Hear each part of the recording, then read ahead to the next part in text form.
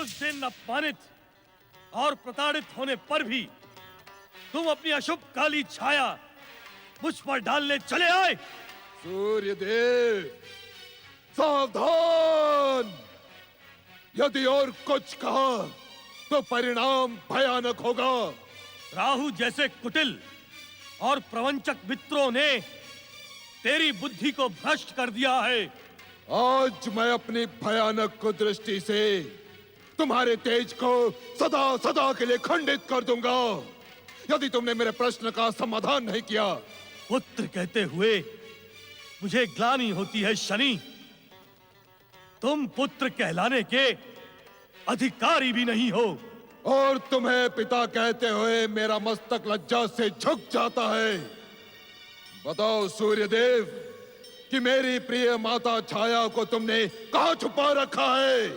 तुम्हारी माता छाया अब इस संसार में नहीं है। उसका अस्तित्व समाप्त हो चुका है। ये तो तुमने पहले भी कई बार कहा है, किंतु आज मैं इसका ज्ञात करके रहूंगा सूर्यदेव कि तुमने मेरे प्रिय माता छाया का वध क्यों किया? मुझे मात्रहीन क्यों बनाया? क्यों? मैंने पहले भी तुमसे कई बार कहा है कि तुम मात्रहीन नहीं हो। देवी संज्ञा में ही तुम्हारी माता छाया का अंश समाया हुआ है। इसी कारण तुम ये वैर भाव त्याग कर हमें पिता तथा देवी संज्ञा को अपनी माता का सम्मान प्रदान करना उचित है। तुम सम्मान के योग्य नहीं, तुम मेरी कुदृष्टि के योग्य हो सूर्य। मैं आज तुम्हारे तेज और वैभव को खंडित कर दूंगा। असत्यवादी पत्नी के हत्यारे! शनि!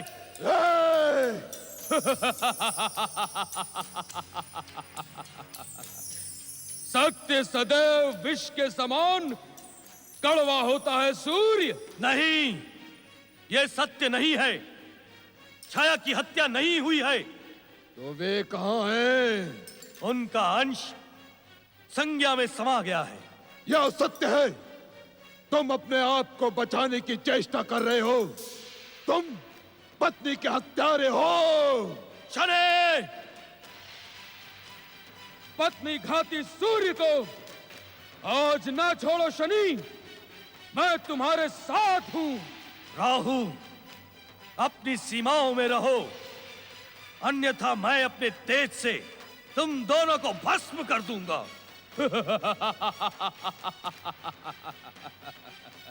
मैं बार बार तुम्हारा ग्रहण करता हूं और तुम निस्तेज होकर रह जाते हो।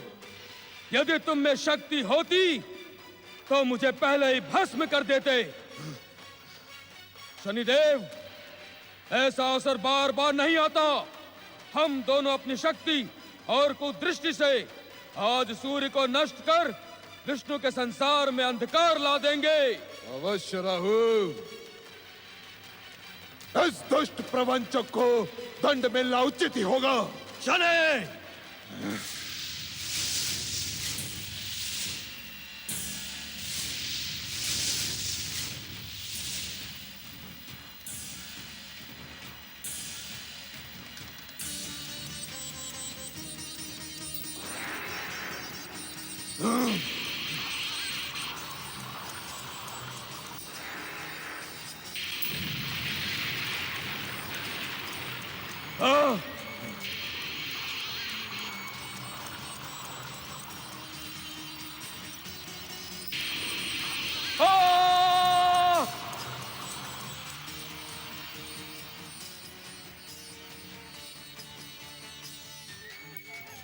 ब्रह्मदेव, अपनी आंखें खोले, अपने ध्यान को विराम दे।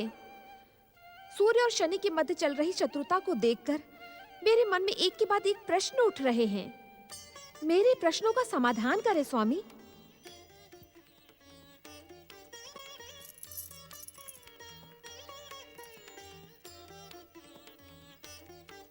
ब्रह्मदेव, आपकी सृष्टि में कैसा विरोधाभास। आज पुत्र ही पिता का शत्रु बन गया है। स्वामी, मैं जानना चाहती हूँ कि सूर्य देव के पुत्र होते हुए भी शनिदेव उनसे शत्रुता क्यों रखते हैं। अपने महान तेजस्वी पिता से शनिदेव की इस भयानक बैर का मूल कारण क्या है? देवी, इस घोर शत्रुता का मूल कारण है सूर्यपुत्र शनिदेव का अभिमान, द्वेष तथा ईर्ष्या भरा स्वभाव, राहु जैसे कुटिल मित्रों का संग साथ एवं एक आधारहीन भ्रम। आधारहीन भ्रम? परंतु भ्रम का जन्म तो आधार की भूमि पर ही संभव है ब्रह्मदेव। हाँ देवी, प्रायः भ्रम का जन्म आधार की भूमि पर ही होता है, परंतु शनिदेव जैसे अभिमानियों पर सत्य की धारणा प्रभावी नहीं होती। अर्थात पिता पुत्र की इस घोर शत्रुता के मूल में एक ऐसा रहस्य है, एक ऐसा कारण है देवी, जो प्रचारित और जाना पहचाना होते हुए भी अनजाना है। आज आप कैसी रहस्यमयी भाषा बोल रहे हैं ब्रह्मदेव? भाषा का रहस्य, भाषा, शब्द और वाणी की स्वामिनी वाग देवी सरस्वती से छुपा तो नहीं है। छुपा भले ही ना हो स्वामी, परंतु आपकी बातें सुनकर सूर्य और शनि की द्वेष की कथा जानने के लिए मेरी जिज्ञासा और बढ़ चुकी है। जो जाना पहचाना हो, प्रचारित और विदित हो, वो अनजाना कैसे हो सकता है? देवी, इस संसार में अनेकों बार स्वयं की आंखों से देखा और स्वयं के कानों से सुना सत्य सत्य नहीं होता। अर्थात का ज्ञान तुम्हें सूर्यदेव और शनिदेव की कथा सुनने पर हो जाएगा। अवश्य स्वामी, मैं इन महान पिता पुत्र की कथा सुनने के लिए उत्सुक हूँ। आप यथाशीघ्र ही मुझे इस कथा का ज्ञान कराएं, मेरी जिज्ञासा और मेरे प्रश्नों को शांत करें। अवश्य देवी। जहां एक ओर संसार को अपने प्रचंड तेज से प्रकाशित करने वाले अदिति पुत्र सूर्यदेव हैं, तो दूसरी ओर संसार वासियों के भाग्य अनुसार दंड का विधान रचने वाले शनिदेव हैं, और पिता पुत्र की शत्रुता के मध्य एक अनजाना भ्रम। देवी, इस कथा को जानने के लिए तुम्हें सबसे पहले देव शिल्पी विश्वकर्मा के विश्वकर्मा लोक में चलना होगा, जहां विश्वकर्मा की सबसे युवा पुत्री देवी संज्ञा एक दिन न जाने किस कल्पना में खोई बैठी थी।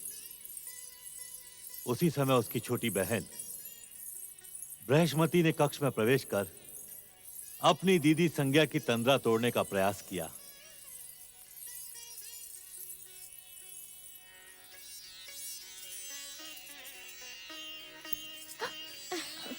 बृहस्पति, तुम? किस कल्पना में खोई हो दीदी? कुछ नहीं। मैं संज्ञा दीदी की छोटी बहन बृहस्पति हूँ। अपनी दीदी के मन की हर बात ज्ञात है मुझे, और दीदी भी अपने मन की बात का रहस्य मेरे सम्मुख ही रखती हैं। किंतु किसी कारण आज दीदी पराया समझ रही है मुझे। रहस्य की बात नहीं है बृहस्पति, इस समय मुझे अकेला छोड़ दे। असंभव। जब मैं रूठ जाती हूँ तो क्या मेरी दीदी संज्ञा अकेला छोड़ती है मुझे? हट न कर बृहस्पति। करूंगी करूंगी करूंगी। बताओ ना दीदी, क्या बात है? मुझे ज्ञात है तू ऐसे नहीं मानने वाली, किंतु बृहस्पति, क्या तुझे ज्ञात नहीं कि आजकल राजप्रासाद में हर कोई मेरे विवाह के लिए चिंतित है? मैं तो नहीं हूँ संज्ञा दीदी, क्योंकि विवाह के पश्चात मेरा और मेरी प्रिय दीदी का साथ जो छूट जाएगा ना। परिहास न कर बृहस्पति।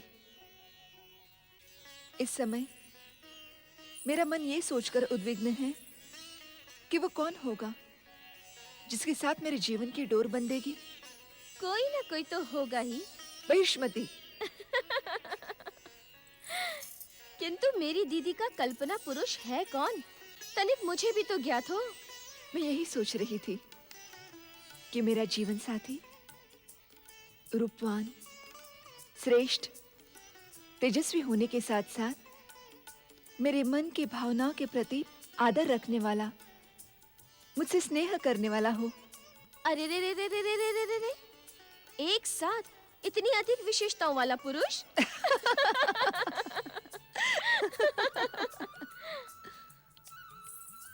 संज्ञा का स्वप्न राजकुमार कहाँ से मिलेगा? देवी विशुमती, परमपिता ब्रह्मा के आलेख में हर कन्या का भाग्य सुनिश्चित होता है। हमारी पुत्री संज्ञा का स्वप्न राजकुमार भी कहीं न कहीं हमारी प्रतीक्षा कर रहा होगा। फिर क्या हुआ ब्रह्मदेव? क्या देवी संज्ञा को उनकी कल्पना का राजकुमार मिला? क्या देव शिल्पी विश्वकर्मा और देवी विशुमती की प्रतीक्षा समाप्त हुई? क्या आपने अपने आलेख में देवी संज्ञा के लिए उनकी इच्छा के अनुसार ही भाग्य सुनिश्चित किया था? एक साथ इतने सारे प्रश्न इस बात का संकेत दे रहे हैं कि आप इस कथा की रोचकता से जुड़ चुकी हैं। ये मेरे प्रश्नों का उत्तर नहीं है ब्रह्मदेव। देवी, मैं आपके प्रश्नों के उत्तर में केवल इतना ही कहूंगा कि हाँ, संज्ञा की कल्पना का राजकुमार हमारे आलेख में पहले ही लिखा जा चुका था। विश्वकर्मा और देवी विशुमती की चिंता का अंत करने के लिए हम विश्वकर्मा लोग गए। हमने विश्वकर्मा और देवी विशुमती को अदिति पुत्र सूर्यदेव का परिचय देते हुए कहा कि अदिति पुत्र सूर्यदेव ही संज्ञा के पति होंगे। आप दोनों उन्हें प्रसन्न करें। हमारी बात मानकर उन दोनों ने नदी तट पर जाकर सूर्यदेव की आराधना प्रारंभ की। सूर्य नारायणाय नमो नमः। ओम दिवाकराय नमो नमः। ओम आदित्याय नमो नमः। ओम भास्कराय नमो नमः। ओम सूर्यदेवाय नमो नमः। ओम सूर्यदेवाय नमो नमः। ओम सूर्यदेवाय नमो नमः। ओम सूर्यदेवाय नमो नमः। ओम सूर्यदेवाय नमो नमः। ओम सूर्यदेवाय नमो नमः। ओम सूर्यदेवाय नमो नमः। ओम सूर्यदेवाय नमो नमः। ओम सूर्यदेवाय नमो नमः। ओम सूर्यदेवाय नमो नमः। ओम सूर्यदेवाय नमो नमः। ओम सूर्यदेवाय नमो नमः। ओम सूर्यदेवाय नमो नमः। ओम सूर्यदेवाय नमो नमः। ओम सूर्यदेवाय नमो नमः। ओम सूर्यदेवाय नमो नमः। ओम सूर्यदेवाय नमो नमः। ओम सूर्यदेवाय नमो नमः। ओम विश्वकर्मा देव, सूर्यदेवाय नमो नमः। देवी विशुमती, सूर्यदेव,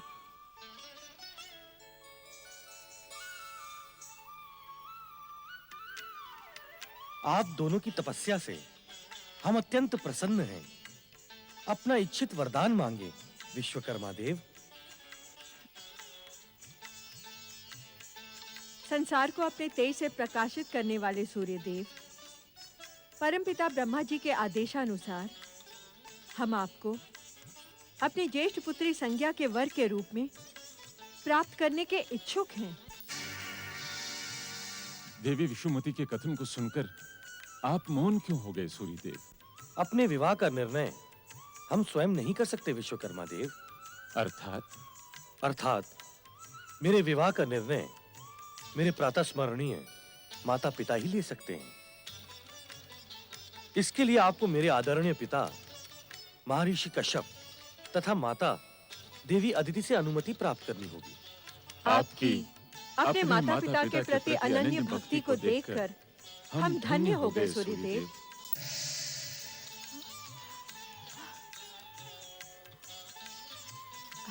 देवी, हमें कश्यप मुनि के आश्रम शीघ्र ही चलना होगा। अवश्य।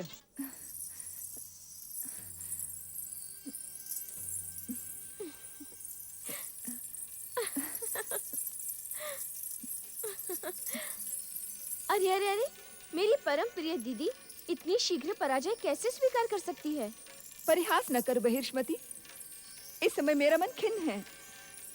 तुम्हारी खिन्नता का उपचार करने ही तो मैं आई हूँ। तुम्हारे भावी पति सूर्यदेव ने माताश्री और पिताश्री की आराधना को अस्वीकार नहीं किया है, अपितु उन्होंने कहा कि इसके लिए मेरे माता पिता से अनुमति लें अब तो ये विवाह निश्चित ही है। भला तुम जैसी सुशील, रूपवान, विश्वकर्मा पुत्री को वे पुत्रवधु के रूप में स्वीकार क्यों नहीं करेंगे? तू नहीं समझती बहिष्मति। सूर्य देव को पति रूप में प्राप्त करने का विचार ही मुझे भयभीत कर देता है। ये तुम क्या कह रही हो दीदी? सत्य कह रही हूँ बहन। जिस सूर्य के तेज से सारा संसार ताप का अनुभव करता है, उसके समीप जाकर मेरा शरीर भस्म नहीं हो जाएगा? पति का प्रेम भस्म नहीं करता दीदी, अपितु स्नेह की शीतलता प्रदान करता है। सूर्य देव के दो रूप हैं, एक शांत शीतल देवता का और दूसरा ताप देने वाले भास्कर का। तुम्हें तो वो शीतलता प्रदान करने वाले देवता के रूप में प्राप्त होंगे। तू मेरी भावना को समझ नहीं रही है बहिष्मति, और मैं तुझे समझा भी नहीं पाऊंगी। ओम ब्रह्मणे स्वाहा। ओम ब्रह्मणे स्वाहा। ओम ब्रह्मणे स्वाहा। ओम ब्रह्मणे स्वाहा। ओम विरंचिणे स्वाहा। महर्षि कश्यप के पावन चरणों में विश्वकर्मा का सादर प्रणाम। मुनिवर, मैं देवशिल्पी की धर्मपत्नी विश्वमती हूँ। हम दोनों आपके चरणों में एक याचना लेकर उपस्थित हुए हैं। देवशिल्पी व विश्वमती का आश्रम में स्वागत है। पधारें, आसन ग्रहण करें। ऋषिवर, हम अपनी ज्येष्ठ पुत्री संज्ञा के विवाह के लिए व्याकुल थे। उसी समय हमें देव ऋषि नारद के माध्यम से परमपिता ब्रह्मा जी का यह संदेश मिला कि संज्ञा का विवाह आपके तेजस्वी पुत्र सूर्य देव से होना पूर्व निश्चित है। देवर्षि नारद के ही परामर्श पर हमने सूर्यदेव की आराधना कर उन्हें प्रसन्न कर लिया। किंतु क्या देवी विश्वमती? उद्विग्न ना हो देवी अदिति। आपके परम तेजस्वी पुत्र सूर्यदेव ने हमें अपने विवाह की अनुमति आप दोनों से प्राप्त करने का निर्देश दिया है। सूर्य तेजस्वी होने के साथ साथ सांस्कारिक और सौम्य भी है। पुत्र पुत्री के विवाह का निर्णय माता पिता को ही करना उचित होता है, जिससे कि माता पिता समस्त विषयों पर विचार करके अपने अनुभव से पुत्र पुत्री के उज्जवल भविष्य का निर्माण कर सके। हमें आपका प्रस्ताव स्वीकार है देवशिल्पी विश्वकर्मा। ऋषिवर, आप दोनों ने अपनी स्वीकृति देकर हमें कृतार्थ कर दिया। स्वीकृति प्रदान करने वाले हम नहीं, जगदीश्वर भगवान विष्णु हैं। उनकी इच्छा के बिना तो संसार का एक कण भी इधर से उधर नहीं होता। हम शीघ्र ही देवगुरु बृहस्पति से विवाह का शुभ मुहूर्त निकलवाकर आपको सूचित कर देंगे। यही उचित होगा। प्रणाम। प्रणाम। देवगुरु बृहस्पति द्वारा निर्धारित मुहूर्त में अदिति पुत्र सूर्यदेव और विश्वकर्मा पुत्री संज्ञा का शुभ विवाह संपन्न हुआ। हम त्रिदेवों ने भी इस बेला में नव वर वधु को जाकर अपना शुभाशीष प्रदान किया। परंतु देवी संज्ञा के मन में अपने पति सूर्यदेव के प्रचंड ताप को लेकर उठने वाले अनजाने भय का क्या हुआ? जिस बात को लेकर हमने इस कथा का प्रारंभ किया था, उस बात का मूल देवी संज्ञा के अनजाने भय में ही छुपा है। शनिदेव के मन में उपजे अनजाने भ्रम का कारण देवी संज्ञा का भय ही है।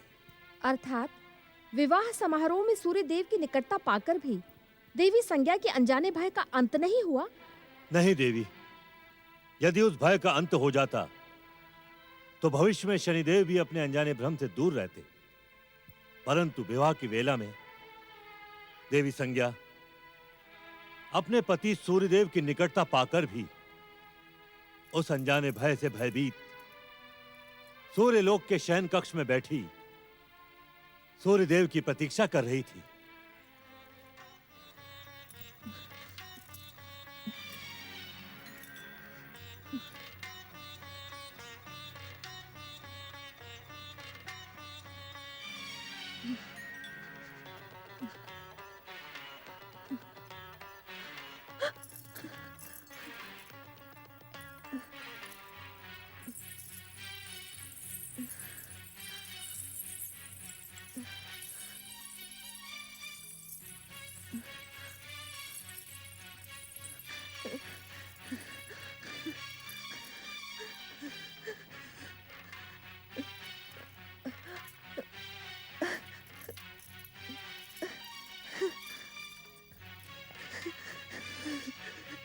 क्या हुआ संज्ञा? तुम इतनी अधिक घबराई हुई क्यों लग रही हो?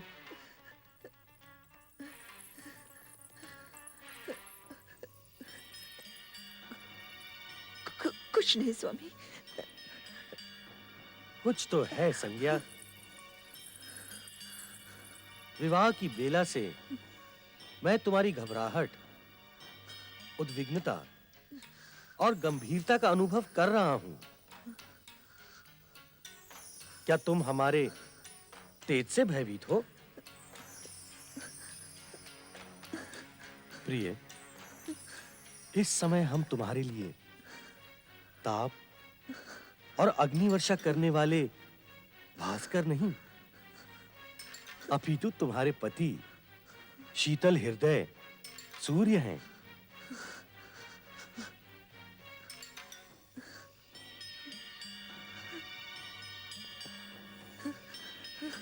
जिसके प्रेम का शीतल प्रकाश युगों से तुम्हारी प्रतीक्षा कर रहा है। तुम्हें हमसे भयभीत होने की आवश्यकता नहीं। तुम स्वयं सूर्य के एकाकी जीवन को प्रकाशित करने आई हो। तुम्हारा भय निराधार है। तनिक सोचो, जिस दंपत्ति को सृष्टि के परम आराध्य त्रिदेव ने सुख, समृद्धि तथा उज्जवल भविष्य का आशीर्वाद दिया हो, उसे भय की क्या आवश्यकता?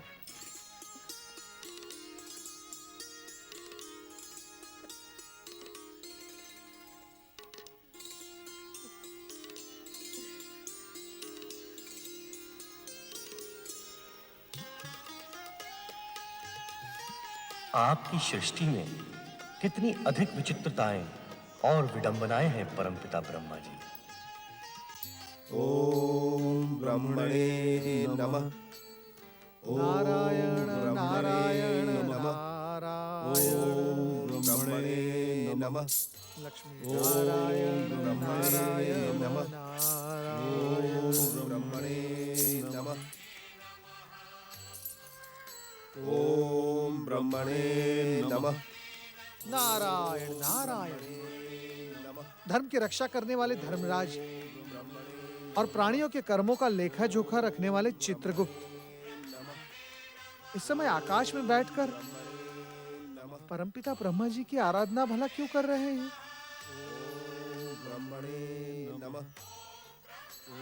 नारायण नारायण। इस बात का पता तो तुम्हें लगाना ही होगा नारद, अन्यथा नारद तुम्हारा ये मन जिज्ञासा के महासागर में भटकता रहेगा, गोते लगाता रहेगा। चलो नारद। ओम नमः शिवाय। नारायण नारायण। धर्मराज, चित्रगुप्त, कृपया अपनी आंखें खोलें, अपने ध्यान को विराम दें।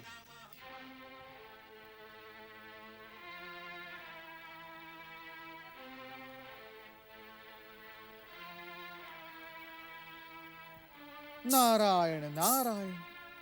लगता है आप दोनों मेरी उपस्थिति से प्रसन्न नहीं हैं।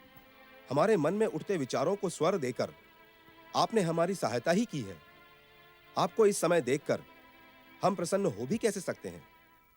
आप तो धर्मज्ञ हैं, नीति और परंपराओं को जानने वाले हैं। किसी की तपस्या और आराधना में बाधा पहुंचाना धर्म, ज्ञान और नीति के पृष्ठों पर अनुचित माना जाता है देवर्षि। नारायण नारायण। धर्म की सत्यता के समान धर्मराज, तुम्हारा ये कथन सत्य है। किसी की आराधना या तपस्या में बाधा डालना यह केवल अनुचित ही नहीं, घोर अपराध है, घोर अपराध। यह जानते हुए भी आपने हमारी ब्रह्म आराधना में बाधा पहुंचाई। नारायण नारायण। आराधना और पूजा में बाधा डालना नारद का स्वभाव नहीं है। संसार में भक्ति का प्रचार और प्रसार करने वाला नारद केवल भक्तों की सहायता करता है, और सहायता करना अपराध नहीं है। सहायता? नारायण नारायण। हाँ, सहायता। शिव कृपा से मुझे आप दोनों की इस कठोर तपस्या का कारण ज्ञात हो चुका है। धर्मराज, इसी कारण हेतु मैं यहाँ आपकी सहायता करने के लिए उपस्थित हुआ हूँ। देवर्षि, बिना बात को जाने आप पर रोष प्रकट करने का मुझे खेद है। मुझे क्षमा करें। क्षमा मांगकर आप मुझे लज्जित न करें धर्मराज। आपने जो कुछ भी कहा धर्म के अनुसार ही कहा।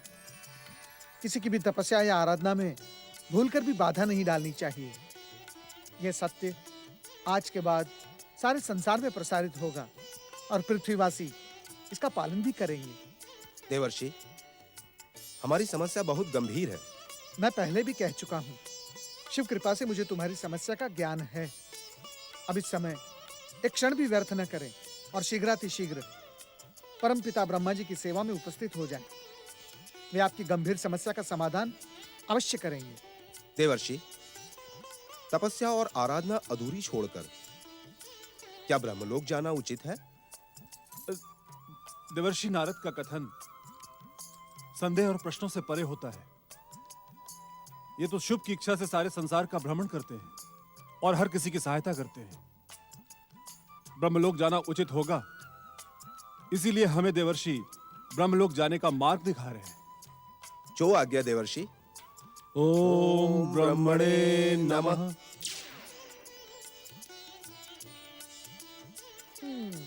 नारायण नारायण। ओम ब्रह्मणे नमः।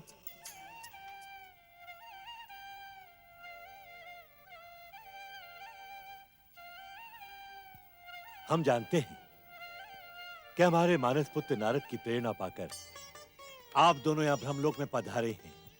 आपने नारद से जिस गंभीर समस्या का उल्लेख किया था, हम उसे आपके मुंह से सुनना चाहते हैं।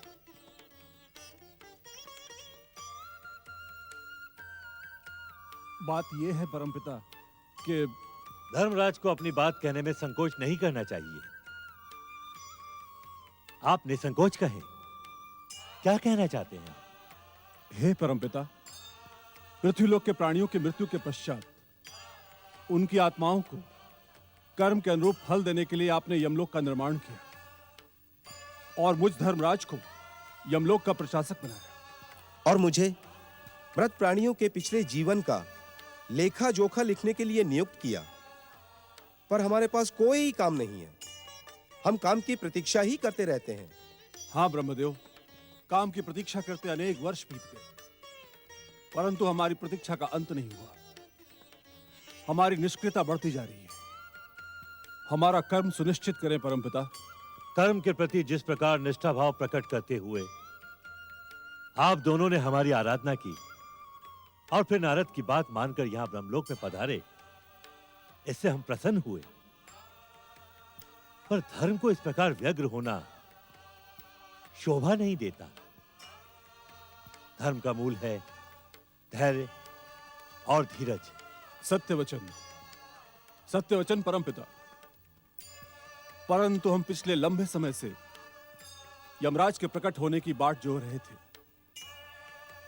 परंतु हमारी प्रतीक्षा के बाद भी यमराज का जन्म नहीं हुआ। यमराज के प्रकट न होने के कारण मृत प्राणियों को यमलोक लाने वाला कोई नहीं है। इसीलिए हम व्यग्र और व्याकुल हो गए। धैर्य और धीरज ने हमारा साथ छोड़ दिया और हम आपकी सेवा में आ गए। हमारा मार्गदर्शन करें परमपिता। यमराज के जन्म का मार्ग प्रशस्त करें। आपकी प्रार्थना पर विचार करने से पहले हम आप दोनों को एक अटल सत्य सुनाना चाहते हैं। धर्मराज, चित्रगुप्त, आप दोनों भली भांति इस बात को जानते हैं कि शिवेच्छा से सतयुग में किसी भी प्राणी की अकाल मृत्यु नहीं होती। सत्य के मार्ग पर आगे बढ़कर प्रत्येक प्राणी अपनी आयु पूरी करके मृत्यु को प्राप्त होते हैं और अपने शरीर को त्याग कर स्वयं ही यमलोक चले जाते हैं। परंतु असुरों, दैत्यों और दानवों की तो अकाल मृत्यु होती है परमपिता। उनके प्राणों को कौन और कहां ले जाता है, इसका भी हमें ज्ञान नहीं। विश्वेश्वर भगवान शिव की इच्छा से असुर, दैत्य और दानवों का स्थान पाताल लोक में है। मृत्यु के बाद वे पाताल लोक में जाते हैं और फिर पाताल लोक में ही जन्म लेते हैं। जब किसी अवतारी शक्ति द्वारा उनका वध होता है तब उन्हें असुर योनि के साथ पाताल से भी मुक्ति मिलती है। किंतु जब सतयुग समाप्त होगा और त्रेता युग आरंभ होगा तब क्या होगा परमपिता? यमराज के बिना हम अपने कर्म को गति किस प्रकार देंगे? आप दोनों की चिंता स्वाभाविक है, परंतु देवादिदेव महादेव की कृपा से शीघ्र ही आपकी समस्या का समाधान होगा। ओम नमः शिवाय। नारायण नारायण। परमपिता, क्या समस्या के भावी समाधान का संकेत वर्तमान में कुछ मिल सकता है? तुम भविष्य को लेकर इतने आतुर क्यों रहते हो नारद? परमपिता, परमपिता कृपया रोष न करें। मैं तो केवल प्रश्न पूछ रहा था, केवल प्रश्न, और प्रश्न पर ही। अपनी चतुरता दिखाकर हमें भ्रमित करने का प्रयास न करो नारद। आतुरता और अपने भटकते रहने के स्वभाव पर रोक लगाओ। परमपिता, परमपिता भला मैं कौन होता हूं रोक लगाने वाला? जो स्वभाव आपने मेरे भाग्य में लिखा है मैं तो उसी का पालन करता हूं। यदि आप अपने ही आलेख को बदल देना चाहते हैं तो अवश्य बदले। बदल दे आप नारद का स्वभाव, फिर नारद आपके पास प्रश्न पूछने नहीं आएगा और ना ही नारद जिज्ञासा के महासागर में गोते लगाएगा। चतुर नारद, अभिनय का हर रंग अपनी संपूर्ण विधा के साथ तुम्हारे भीतर समाया है। तुम्हारे प्रश्न के उत्तर में भविष्य का संकेत देते हुए मैं तुम्हें बताता हूं कि सूर्यदेव और संज्ञा के पुत्र के रूप में शीघ्र ही यमराज जन्म लेंगे और तब तक हम सबको प्रतीक्षा करनी है। आप सबका कल्याण हो। ओम ब्रह्मणे नमः।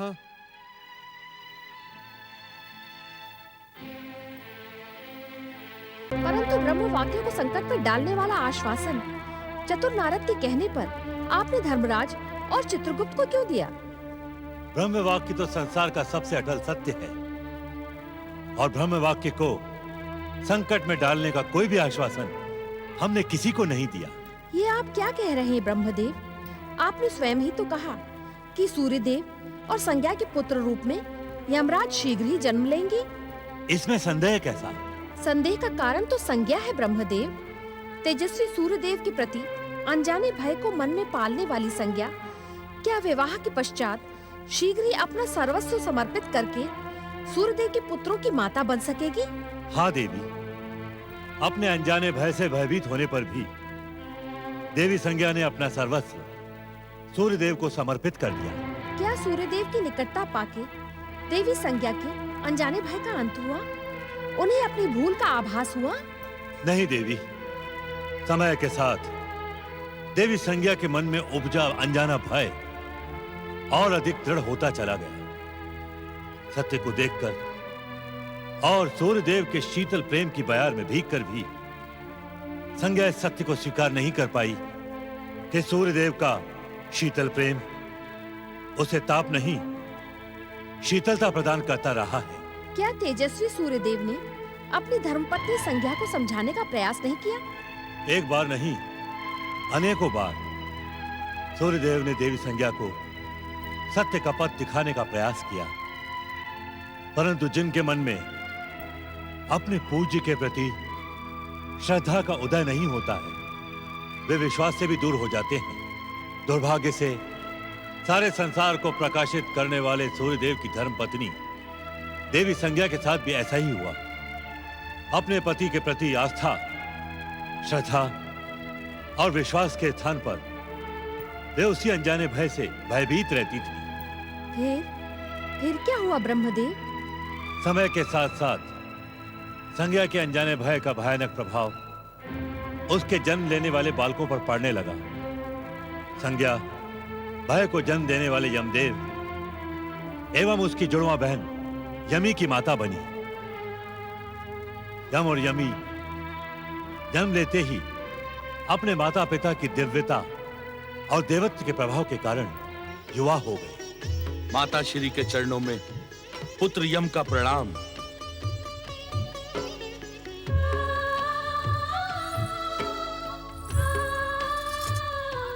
प्रणाम माताश्री।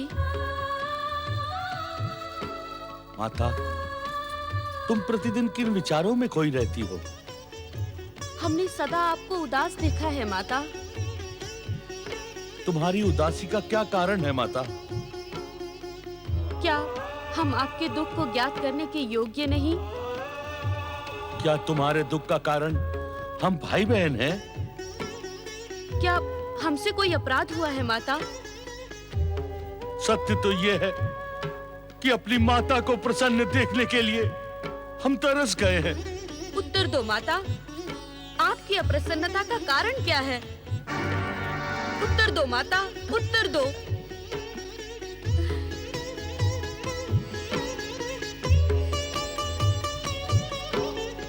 आज आपको अपने दुख का कारण बताना ही होगा माता।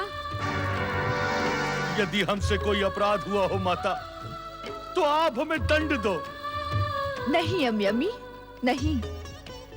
तुम दोनों मेरे अत्यंत प्रिय हो। तुम दोनों के अपराध का प्रश्न ही नहीं उठता। तुम दोनों के लिए मेरे मन में अपार प्रेम है। माता, अपने दुख का कारण बताएं। मेरे दुख का कोई कारण नहीं है पुत्र। बस यूं ही मेरा मन अशांत रहता है। किंतु क्यों माता? हम आपकी इस अशांति का कारण ज्ञात करने के इच्छुक हैं माता। हमें स्पष्ट बताएं। क्या हमारे तेजस्वी पिता सूर्यदेव आपसे अप्रसन्न हैं? अथवा आप स्वयं ही उनसे असंतुष्ट हैं? हट ना करो यमी, मुझे अपने दुखों के साथ छोड़ दो। नहीं माता, नहीं। आज तुम्हें अपने दुखों का कारण बताना ही पड़ेगा। बताइए माता, बताइए। यमी, ये सत्य है कि तुम्हारी माता सदा हमसे असंतुष्ट रही। पिताश्री प्रणाम। असंतुष्ट ही नहीं, यमी, विवाह के पश्चात देवी संज्ञा सदा हमसे भयभीत भी रही। किंतु भय का कारण क्या था पिताश्री? तुम्हारी माता सोचती है कि हमारा तेज इन्हें भस्म कर देगा। हमने अनेकों बार इन्हें समझाया कि हमारा तेज तो बाहरी संसार के लिए है, तुम्हारे लिए तो हमारे हृदय में अपार शीतल प्रेम है। स्वामी, अबोध बालकों के सन्मुख ये पुराण वाचना आवश्यक है क्या? तुम्हारे भय नाश के लिए संभवतः यमी से इस पुराण का परिचय होना परमावश्यक है। अपने ही समान हम भी तुम्हारे प्रेम के प्रतिदान के इच्छुक हैं।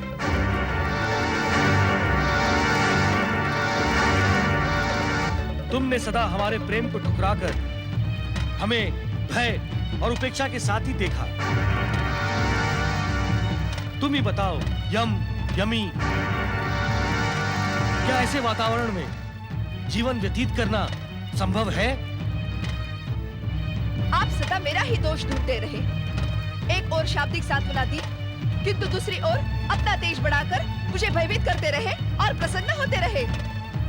पति का निश्चल प्रेम आपने कभी भी प्रदान नहीं किया। संज्ञा, तुम हम पर मिथ्या आरोप लगा रही हो। ये मिथ्या आरोप नहीं, सत्य है। मेरे भय को दूर करने का सार्थक प्रयास आपने कभी नहीं किया। तुम पुनः हम पर मिथ्या आरोप लगाकर हमारी सहन शक्ति को समाप्त कर रही हो। संज्ञा, सत्य तो यह है कि तुम्हारे साथ रहकर आज तक मैंने अत्यधिक सहन किया। मेरी भी सहन शक्ति अब समाप्त हो गई है। आप जैसे व्यक्ति के साथ रहना असंभव है। मैं आपके साथ एक पल भी नहीं रहूंगी। ये मेरा प्रण है।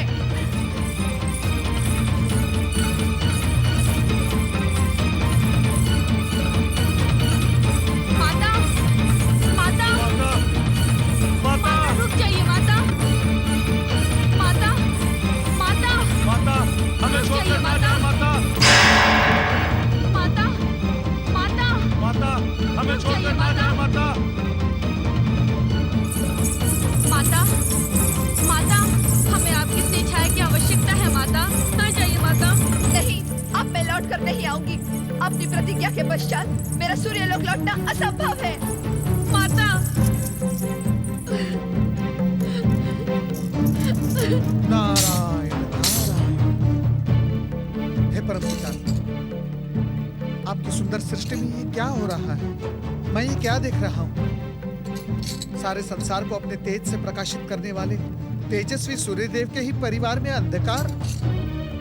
शिव शिव शिव शिव शिव शिव शिव शिव। इस स्थिति को बदलना होगा, इस स्थिति को बदलना होगा। ओम नमः शिवाय। नारद, तुम्हारे कर्तव्य तुम्हें पुकार रहे हैं। भगवान शिव की समाधि में बाधा देने के लिए कैलाश जाने के स्थान पर अपने कर्तव्यों को पहचानो और वहीं रुक जाओ नारद। जो आज्ञा परमपिता। नारायण नारायण।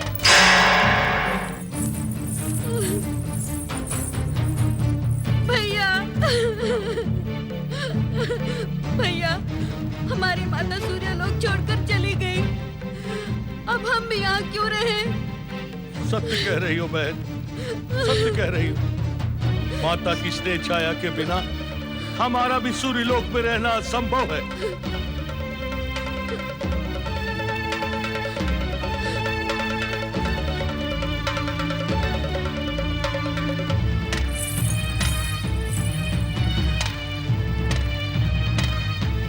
मैं सूर्यलोक छोड़कर पृथ्वी पर चली जाऊंगी। स्वयं को जल में परिवर्तित कर यमुना नदी बन जाऊंगी, यमुना नदी बन जाऊंगी।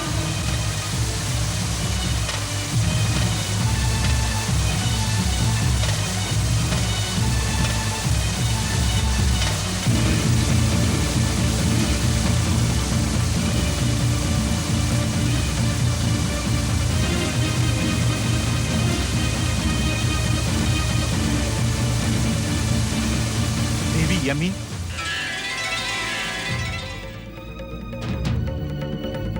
मैं पर्वतराज हिमालय आपका पृथ्वी लोक पर हार्दिक स्वागत करता हूं।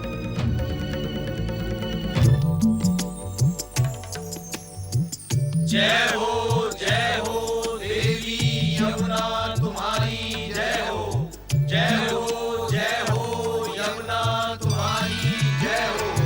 जय हो देवी यमुना तुम्हारी जय हो। देवी यमुना की भगवान श्री विष्णु की कृपा से आपकी व्यथा हमसे अज्ञात नहीं है देवी अमी। अपने दुख और व्यथा को भूलकर आप जिस प्रकार पृथ्वीवासियों को तृप्त करने यहाँ पधारी हैं, वह आदरणीय है। कथा और पुराण सदैव आपकी कर्तव्य निष्ठा का गुणगान करते रहेंगे। पर्वतराज हिमालय, आपका स्थान मेरे लिए पिता सूर्यदेव और माता संज्ञा की भांति आदरणीय है। आपने अपने राज्य के पर्वत क्षेत्र में मुझे स्थान देकर धन्य कर दिया। सत्य तो ये है देवी अमी, आपके चरणों का परम पावन स्पर्श पाकर न केवल मैं अपितु समस्त पृथ्वीवासी भी पवित्र और धन्य हो जाएंगे। आज से ये पर्वत शिखर आपकी उत्पत्ति के क्षेत्र के रूप में यमुनोत्री के नाम से विख्यात होगा। जन जन को तृप्त करने पधारी देवी यमुना की जय। जन जन को तृप्त करने पधारी देवी यमुना की जय।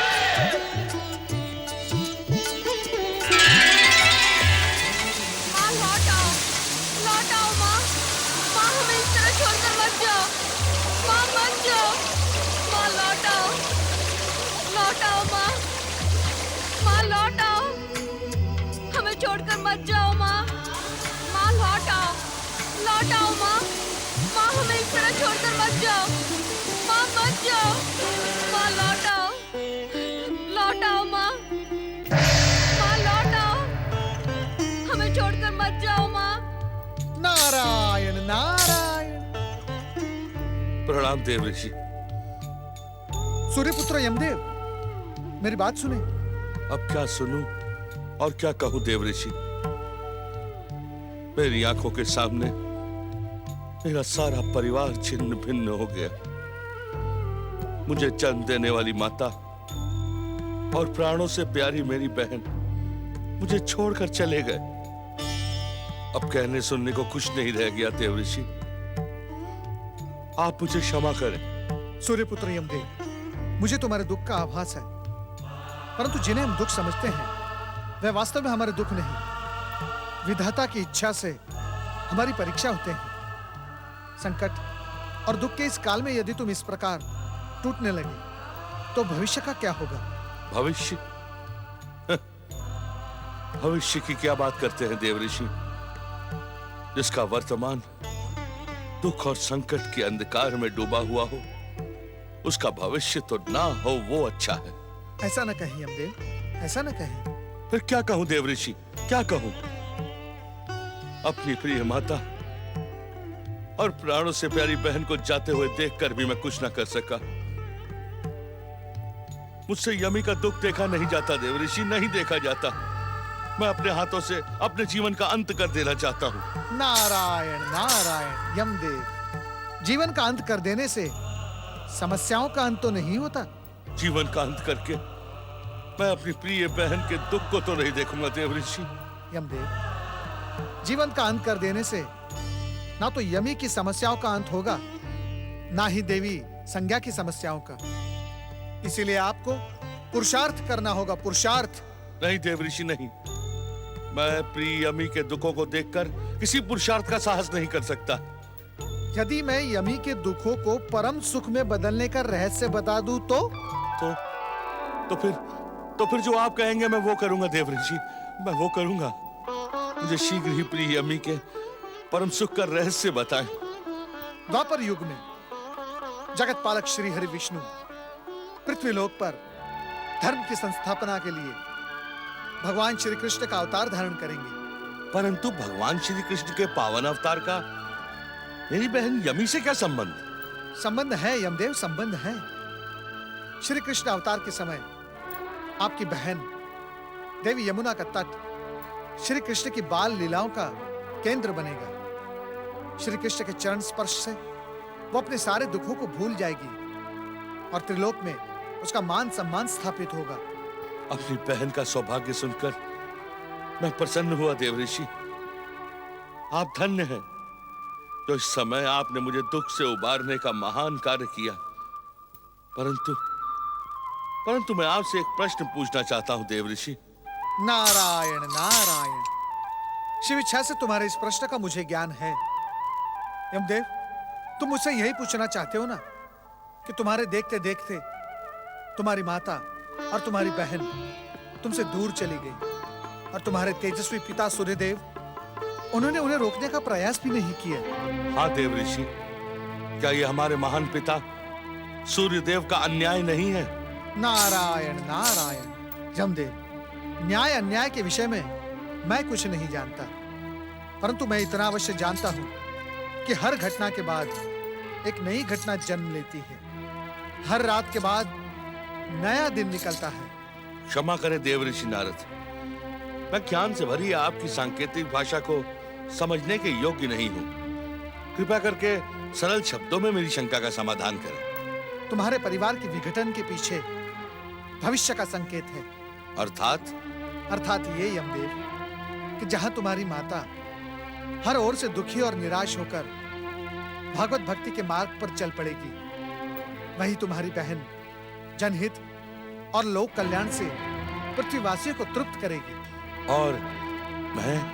नारायण नारायण, सूर्यपुत्र यमदेव, तुम सूर्यलोक से एक विशेष उद्देश्य को लेकर बाहर निकले हो, परंतु शिव इच्छा से तुम्हें उस उद्देश्य का ज्ञान नहीं है। आपको तो होगा देव ऋषि। नारायण नारायण, अवश्य है। यमलोक के रिक्त स्थान को पूरा करने के लिए तुम्हें सूर्यलोक का त्याग करना पड़ा, बाहर निकलना पड़ा। यमलोक? हाँ सूर्यपुत्र यमराज जी। यमराज? ये आप क्या कह रहे हैं नारद जी? मेरी कुछ समझ में नहीं आ रहा। नारायण नारायण, मेरे कथन पर संदेह न करो। तुम शीघ्रातिशीघ्र यमलोक पहुंचो। वहां परमपिता ब्रह्मा जी के आदेश से धर्मराज और चित्रगुप्त तुम्हारी प्रतीक्षा कर रहे हैं। माता और बहन के जाने के बाद अब सूर्यलोक से मेरा भी संबंध टूट चुका। अब यमलोक ही मेरा स्थायी निवास होगा। नारायण नारायण, किस सोच में पड़ गए? क्या मेरे कथन पर विश्वास नहीं? ऐसा ना कहे देवऋषि, आपका कथन सत्य का प्रमाण है। मैं तो ये सोच रहा था कि इस समय आप ना आए होते तो मैं कितना बड़ा अनर्थ कर बैठता। देवऋषि, आपका मार्गदर्शन पाकर मैं धन्य हुआ। अब मुझे हम लोग जाने की आज्ञा दें। आपका कल्याण हो। नारायण नारायण। देवी संज्ञा के पुत्र यम को यमलोक में और पुत्री यमी को पृथ्वीलोक में स्थायी निवास तो मिल गया, परंतु ये देवी संज्ञा का क्या होगा? नारायण नारायण। दीदी, दीदी, विवाह के पश्चात तुम पति प्रेम में ऐसी डूबी कि हमें तो भूल ही गई। मैंने पिताश्री से कई बार कहा कि तुम्हें बुलाएं, किंतु उन्होंने मेरी विनती स्वीकार ही नहीं की। क्या बात है दीदी? तुम्हारी आंखों में अश्रु? सब कुशल तो है? पुत्री संज्ञा,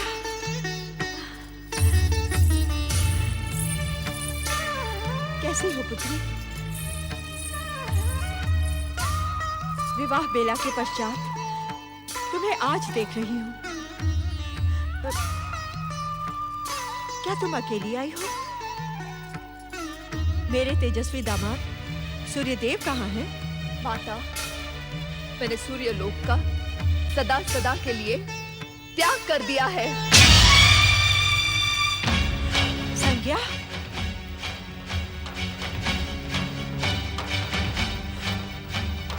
अर्थात तुमने अवश्य अपने पति से कोई वाद विवाद किया होगा, उन्हें अप्रसन्न किया होगा। आप ये क्यों नहीं पूछते पिताश्री कि उन्होंने मुझे कितना अप्रसन्न किया है, मेरे स्वाभिमान को कितना अधिक आहत किया है। उस घोर अपमानजनक स्थिति में मैं भला कैसे रह सकती थी? तुम अब माँ बन गई हो संज्ञा। क्या सूर्यलोक छोड़ते समय तुम्हें अपने पुत्र यम और पुत्री यमी का भी विचार नहीं आया? वे बालक नहीं है माताश्री। जब मैंने सूर्यलोक में ना रहने का निश्चय कर ही लिया तो उन सब की चिंता क्यों करूं? मैं सदा सदा के लिए यहाँ रहने आई हूँ।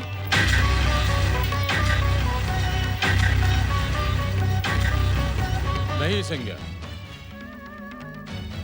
पति का घर त्यागने वाली नारी के लिए पिता के घर में भी स्थान नहीं होता। तुम्हारे लिए यहां भी कोई स्थान नहीं। सूर्यदेव की अनुमति के बिना हम तुम्हें यहां कदापि नहीं रख सकते।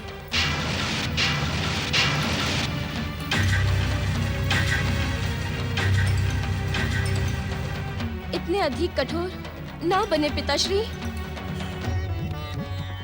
पुत्री बृहस्पति, धर्म के मार्ग पर चलने वाले व्यक्ति को पग पग पर परीक्षा देनी पड़ती है। मैं पुत्री के मोह में धर्म के मार्ग को छोड़ नहीं सकता। किंतु धर्म का मार्ग? हाँ पुत्री, धार्मिक व्यवस्था के अनुसार विवाह के पश्चात कन्या का सुख संसार उसके पति का घर ही होता है।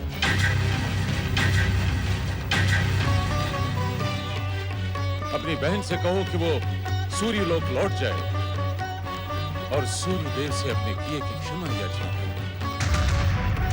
मैं वहाँ कदापि लौट कर नहीं जाऊंगी, ये मेरी प्रतिज्ञा है पिताश्री।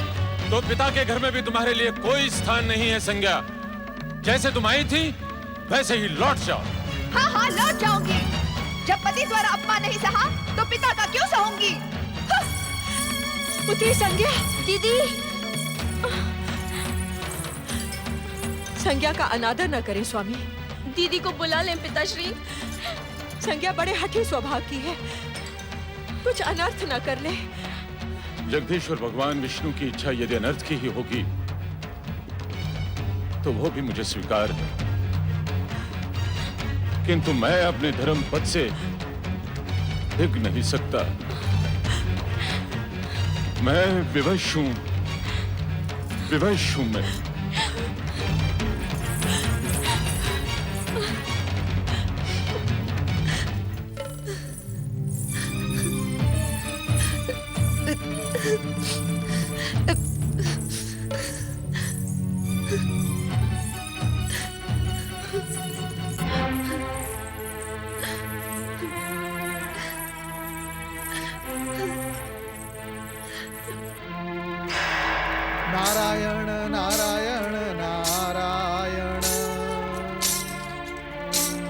नारायण नारायण नारायण नारा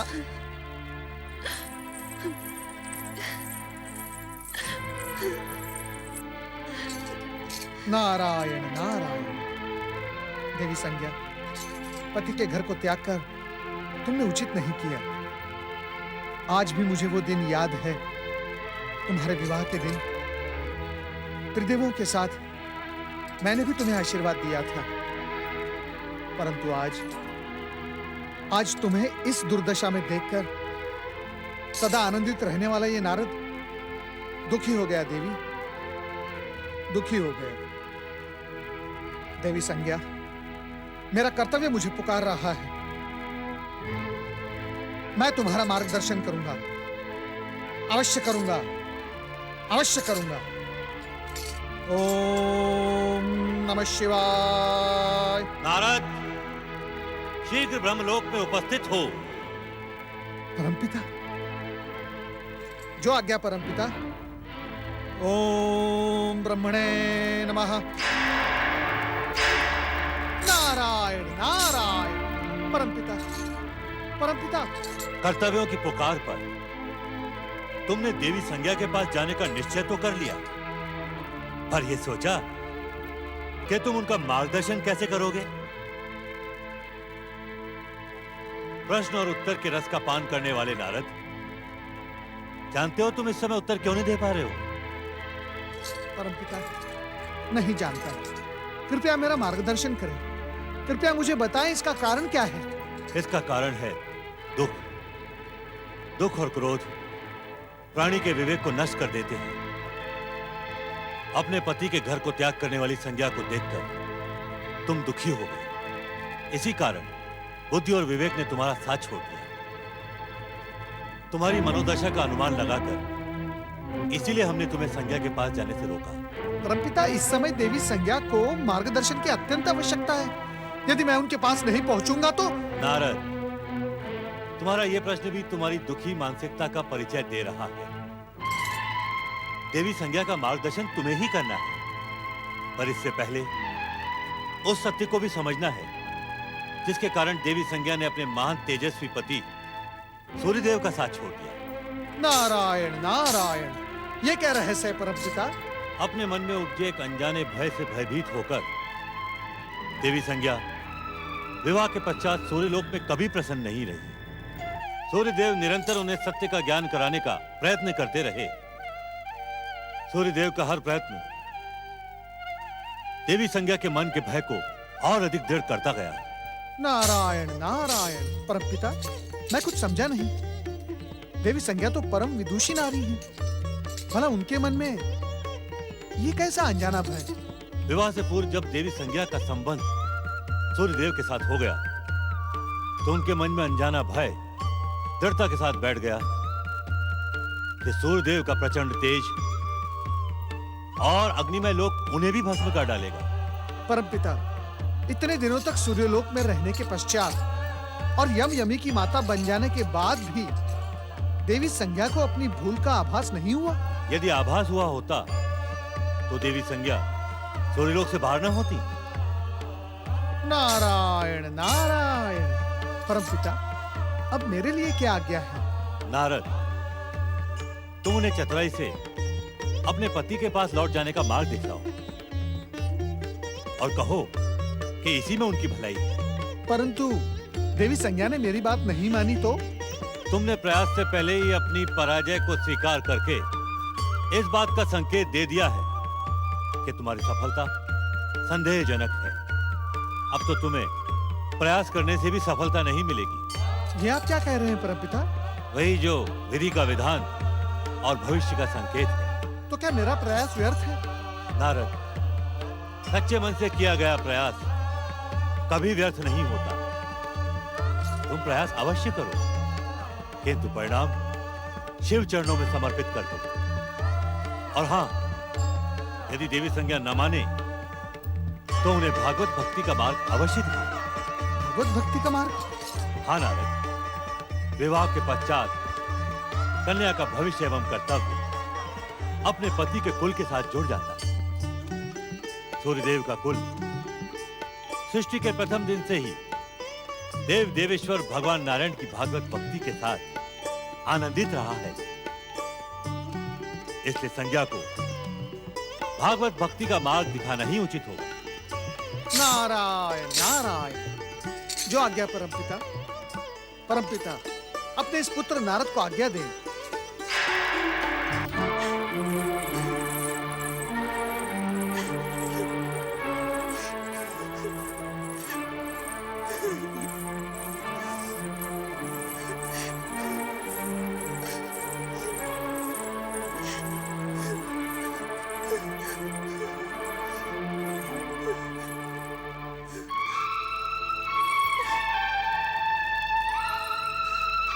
समझ में नहीं आता मैं क्या करूं, कहां जाऊं।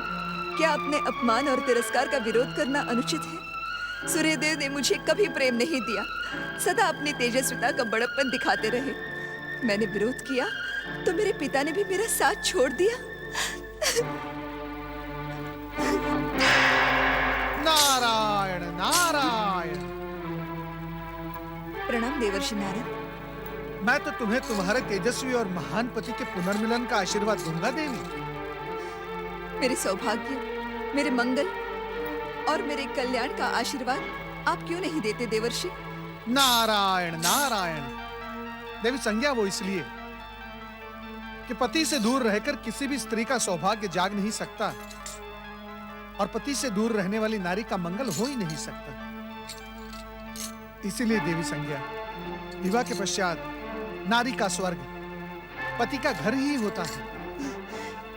क्षमा करें देवर्षि, आप जिस पति के घर को स्वर्ग कह रहे हैं, उसी स्वर्ग में मैंने नरक से भी भयानक यातना झेली है। आप मुझे ऐसा आशीर्वाद ना दें जो मेरी यातना का कारण बने। नारायण नारायण। देवी संज्ञा, उस यातना की भूमिका भी तो तुम्ही ने बनाई थी। ये आप क्या कह रहे हैं देवर्षि? हाँ देवी संज्ञा, सूर्यदेव के तेज के विषय में अपने मन में क्या तुमने एक अनजाना भय पाल नहीं रखा था? देवी, मेरे एक प्रश्न का उत्तर दो। निरंतर इतने वर्षों तक सूर्यदेव के साथ रहने के पश्चात क्या एक बार भी सूर्यदेव के तेज ने तुम्हें ताप पहुंचाया? भले ही उनके तेज ने मेरे शरीर को ताप न पहुंचाया हो, पर मेरी आत्मा को बहुत कष्ट पहुंचाया है। अर्थात? अपनी तेजस्विता और ताप का बार बार उल्लेख करके उन्होंने हर दिन मेरी उपेक्षा की है, मेरे स्वाभिमान को आहत किया है।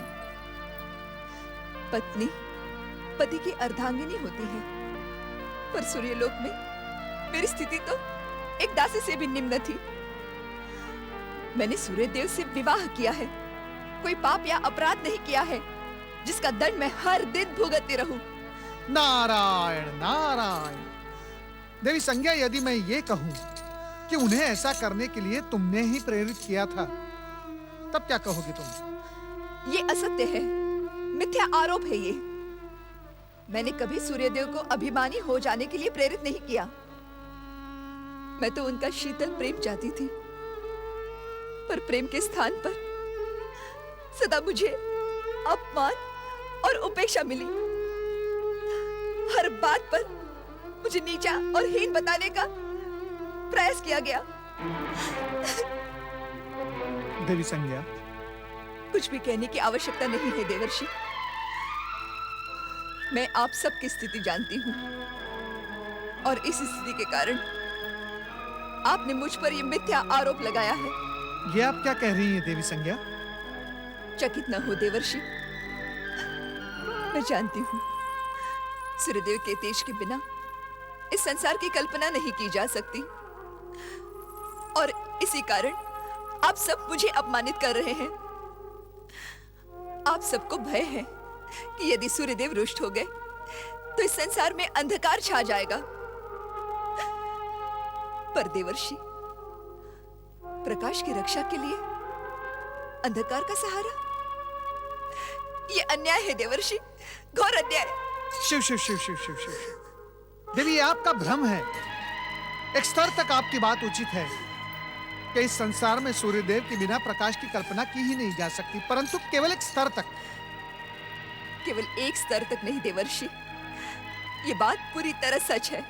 नारायण नारायण। नहीं देवी संज्ञा, नहीं। तनिक विचार करें कि सूर्यदेव को प्रचंड तेजस्विता, ऊर्जा कहां से प्राप्त होती है? कहना क्या चाहते हैं आप? नारायण नारायण। देवी संज्ञा, मैं केवल इतना ही कहना चाहता हूं कि केवल एक ही नहीं, अनेक भी नहीं, करोड़ों करोड़ों सूर्य से भी अधिक तेजस्वी भगवान भोलेनाथ, श्री हरि विष्णु और परमपिता ब्रह्मा जी, इन त्रिदेवों की त्रिशक्ति से इस संसार को गति प्राप्त होती है। इसमें सूर्यदेव की भूमिका केवल उतनी ही होती है जितनी त्रिदेव निर्धारित करते हैं। इसीलिए तुम्हारे लिए उचित यही होगा कि तुम अपने पति के पास लौट जाओ। नहीं, कदापि नहीं। मैं सूर्यलोक नहीं लौटूंगी। यदि लौटना ही होता तो मैं सूर्यलोक से निकलती ही क्यों? नारायण नारायण। तो कि तुम इसी प्रकार अपने पति और पति के आश्रय से दूर रहकर भटकती ही रहोगी? देवी संज्ञा, वर्तमान में घटती घटनाओं से अतीत के प्रश्नों को बतला नहीं जाता। तुम सूर्यदेव की पत्नी थी, हो और रहोगी, और केवल सूर्यदेव की धर्म पत्नी ही नहीं, अब तो तुम यम और यमी की माता भी हो। इसलिए अपने मिथ्याभिमान और हट को त्याग कर अपने पति सूर्यदेव के मान और प्रतिष्ठा का भी तुम्हें ध्यान रखना होगा। नारायण नारायण। गृहपति सूर्यदेव की पत्नी, विश्वकर्मा देव की पुत्री देवी संज्ञा इस प्रकार पृथ्वीलोक पर निरुद्देश भटकती रहे, यह अनुचित है देवी। तो आप ही बताएं, मैं क्या करूं? बस इतना निवेदन है, मुझे सूर्यलोक लौट जाने के लिए ना कहे। इस संकट की घड़ी में केवल आप ही मेरा मार्गदर्शन कर सकते हैं। अवश्य देवी संज्ञा, अवश्य। अब याद करें देवी संज्ञा, आपके विवाह के अवसर पर स्वयं त्रिदेव ब्रह्मा विष्णु महेश ने तुम्हें सुख, शांति, संतुष्टि और कल्याण के आशीर्वाद दिए थे। हाँ, वो मेरे जीवन का सबसे महान क्षण था। नारायण नारायण। देवी संज्ञा, वो आशीर्वाद मिथ्या नहीं हो सकते। अपने पति सूर्यदेव के आराध्य श्री हरि विष्णु का जाप करते हुए उनकी तपस्या करो। जगत पालक श्री हरि विष्णु तुम्हारी प्रत्येक मनोकामना पूर्ण करेंगे। वे तुम्हारे अधिकार तुम्हें पुनः प्राप्त करवा देंगे। तुम्हारे सम्मान की रक्षा होगी। आप धन्य है देवर्षि, और धन्य है आपका परामर्श। भागवत भक्ति का मार्ग दिखाकर आपने मेरे भटकते हुए मन को एक सुंदर दिशा दी है। मैं अपना सर्वस्व श्री हरि के चरणों में समर्पित करके उनसे अपने सम्मान की याचना करूंगी। ओम हरिओम, ओम हरिओम। देवी संज्ञा, इस मंत्र का निरंतर जाप करने से तुम्हारी हर मनोकामना पूर्ण होगी, दुविधा का अंत होगा और कष्टों से मुक्ति मिलेगी। ओम हरिओम, ओम हरिओम। तुम्हारा कल्याण हो देवी संज्ञा। ब्रह्मदेव, मैं ये सोच रही थी कि कश्यप और अदिति के तेजस्वी पुत्र सूर्यदेव इतने निष्ठुर और कठोर कैसे हो गए। सूर्यदेव ने देवी संज्ञा की भावनाओं को समझने का प्रयत्न क्यों नहीं किया? सूर्यदेव ने उन्हें रोका क्यों नहीं जब वे सूर्यलोक छोड़कर जा रही थी? अब तो मुझे भी देवी संज्ञा के आरोप सत्य दिखाई दे रहे हैं। भले ही देवर्षि नारद ने अपनी चतुराई से देवी संज्ञा के आरोपों को खंडित कर दिया हो, परंतु इसमें सत्यता तो है ही। अर्थात आप त्रिदेव भी यही सोचते हैं कि यदि सूर्यदेव रुष्ट हो गए तो? ये तुम क्या कह रही हो देवी? मैं सत्य कह रही हूँ स्वामी। देवी संज्ञा अपनी बात को दृढ़ता से ना कह सकी, परंतु ये बात सत्य है कि सूर्यदेव की तेजस्विता के कारण आप सभी देवता देवी संज्ञा के विरुद्ध अन्याय कर रहे हैं। यह मिथ्या आरोप है देवी। सूर्यदेव तेजस्वी हैं। उनके प्रचंड प्रकाश से संसार को गति मिलती है, इसमें कोई संदेह नहीं। किंतु इस कारण हम त्रिदेव उनकी कठोरता के विरुद्ध कुछ करने के इच्छुक नहीं। यह असत्य है। तो आप सूर्यदेव को उनकी निष्ठुरता और देवी संज्ञा के प्रति किए हुए अन्याय के लिए प्रताड़ित करेंगे? नहीं देवी सरस्वती, देवी संज्ञा के प्रति सूर्यदेव के व्यवहार में निष्ठुरता और अन्याय मुझे दिखाई नहीं देता। देवी संज्ञा ने आशंका और भ्रम से अपने जीवन को दुविधा के दलदल में धकेल दिया है। उनके जीवन में जो दुर्घटना घटी है उसकी वे उत्तरदायी स्वयं है। देवी सरस्वती, देवी संज्ञा का सूर्यलोक और सूर्यदेव को त्यागना अनुचित है। मैं जानती हूँ ब्रह्मवाक्य संसार का अटल सत्य है, इसलिए बिना शंका आशंका के मैं आपकी बात को सत्य मान लेती हूँ। परंतु अब क्या होगा? अब तो आपके ही मानस पुत्र देवर्षि नारद ने देवी संज्ञा को भागवत की भक्ति का मार्ग दिखा दिया है। तो क्या आप परम भागवत श्री हरि विष्णु देवी संज्ञा के कष्टों का अंत करेंगे? मैं जानता हूं देवी, इस समय ज्ञान विज्ञान की स्वामिनी देवी सरस्वती नहीं, अपितु आपके भीतर समाई हुई एक नारी बोल रही है। एक नारी का दुख, कष्ट, अपमान और तिरस्कार देखकर आपका नारित्व मुखरित हो गया है। किंतु सोचिए, क्या हम त्रिदेव अथवा तुम त्रिदेवियां आपसी सहमति के बिना कोई काम करते हैं? ये मेरे प्रश्न का उत्तर नहीं हुआ ब्रह्मदेव। ये तुम्हारे ही प्रश्न का उत्तर है। हम त्रिदेव ब्रह्मा विष्णु महेश की आपसी और सांकेतिक सहमति के बाद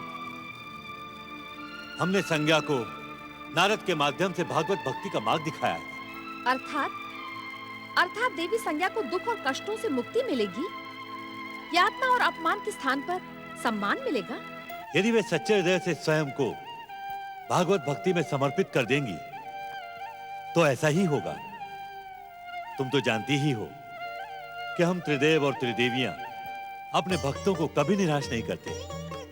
जो भक्त माया, मोह, लोभ, पाप, अभिमान और अहंकार को त्याग कर भगवान को पुकारता है, भगवान उसे सब कुछ देकर भी यही सोचते हैं कि मैंने तो इसे कुछ दिया ही नहीं। परंतु ब्रह्मदेव, आप निश्चिंत रहें देवी सरस्वती। देवी संज्ञा के मन में उठता भ्रमजाल अवश्य नष्ट होगा। वे भागवत भक्ति की गंगा में भीगकर सत्य को पहचानेंगी। दूसरी ओर सूर्यदेव भी घटनाओं का पुनर्मूल्यांकन करके अपने कर्तव्य को समझेंगे। परंतु क्या ब्रह्मदेव? आप कहते कहते रुक क्यों गए? कहिए स्वामी। तुम्हारी आशंका अनुचित है देवी। जो कुछ मैंने कहा है वही सत्य है, पर इस सत्य के सत्य होने से पहले सूर्यदेव और संज्ञा के जीवन में एक नहीं अनेकों विचित्र घटनाएं जन्म लेंगी और इन विचित्र घटनाओं का अंत संज्ञा की भागवत भक्ति के साथ होगा। जय श्री हरि, जय श्री हरि, जय श्री हरि, जय श्री हरि, जय श्री हरि, जय श्री हरि, जय श्री हरि, जय श्री हरि, जय श्री हरि, जय श्री हरि, जय श्री हरि, जय श्री हरि, जय श्री हरि, जय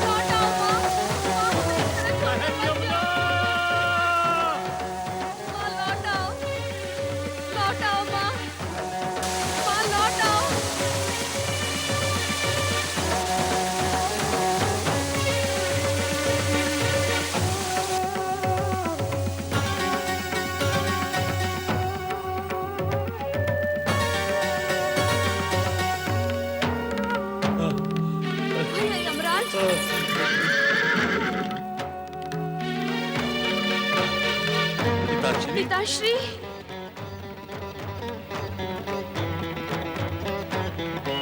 पिता सूर्यदेव, हमारी प्रिय माता कहाँ है?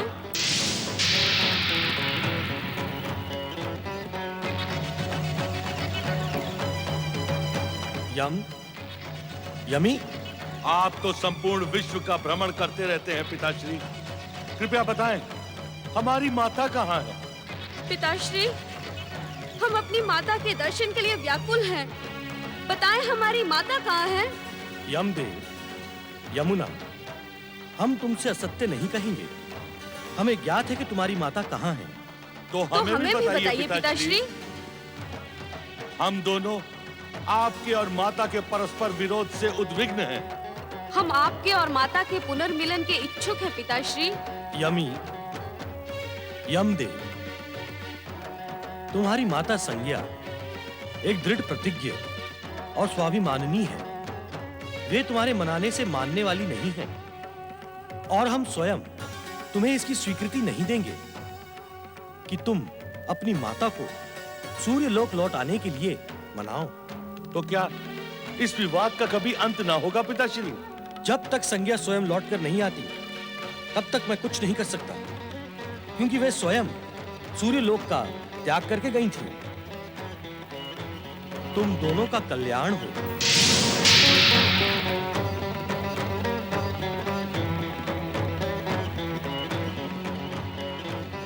ओम हरि ओम, ओम हरि ओम,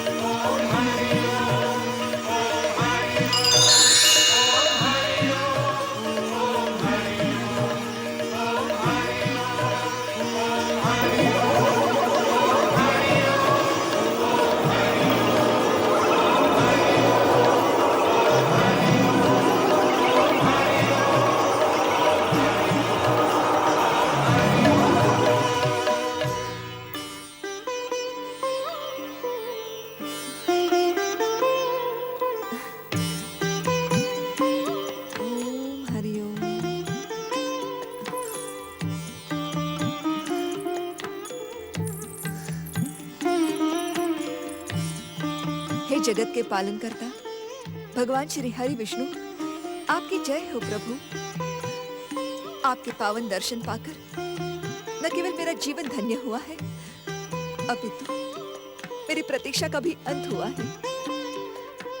मैं जानती हूँ प्रभु, आपकी उपस्थिति कष्टों का अंत करके जीव को उसके योग्य सम्मान दिलाने वाली है।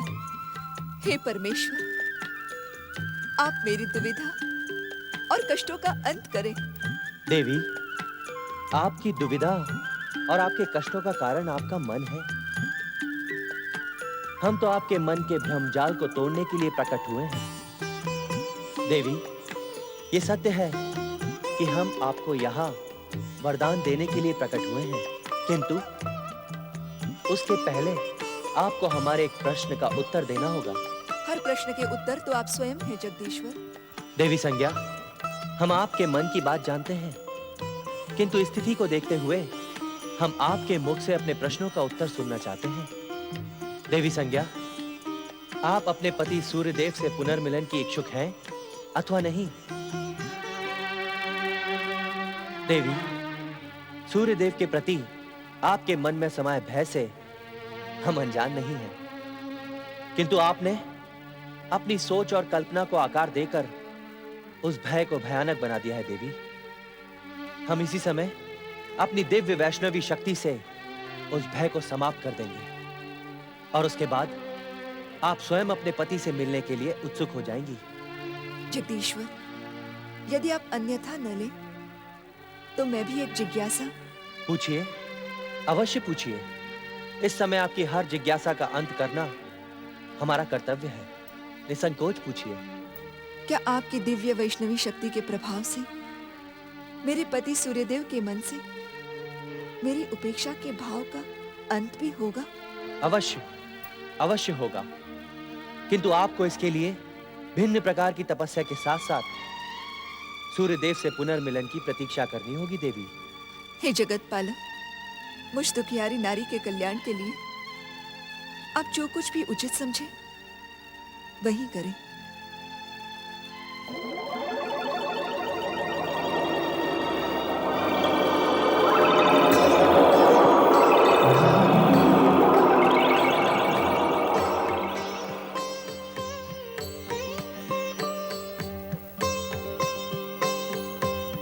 ओम हरिओम, ओम नमो नारायण। देवी संज्ञा के शरीर से आकार प्राप्त करने के कारण संसार आपको देवी छाया के नाम से आदर प्रदान करेगा। मेरे लिए क्या आज्ञा है जगदीश्वर? वर्तमान और भविष्य को आपसे बहुत अपेक्षाएं हैं देवी। आपको कई महत्वपूर्ण कार्यों को संपादित करना है, किंतु सबसे पहले आपको सूर्यलोक जाकर सूर्यदेव के प्रेम को संतुष्ट करना है देवी। जो आज्ञा जगदीश्वर।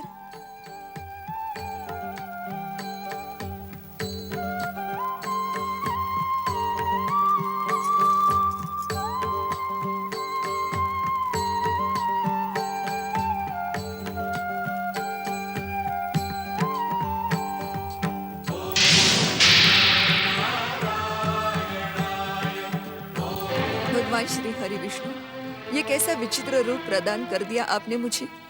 ये मेरे किन पापों का दंड है जगदीश्वर? क्या अब मुझे जीवन भर इसी प्रकार अश्विनी के रूप में रहना होगा?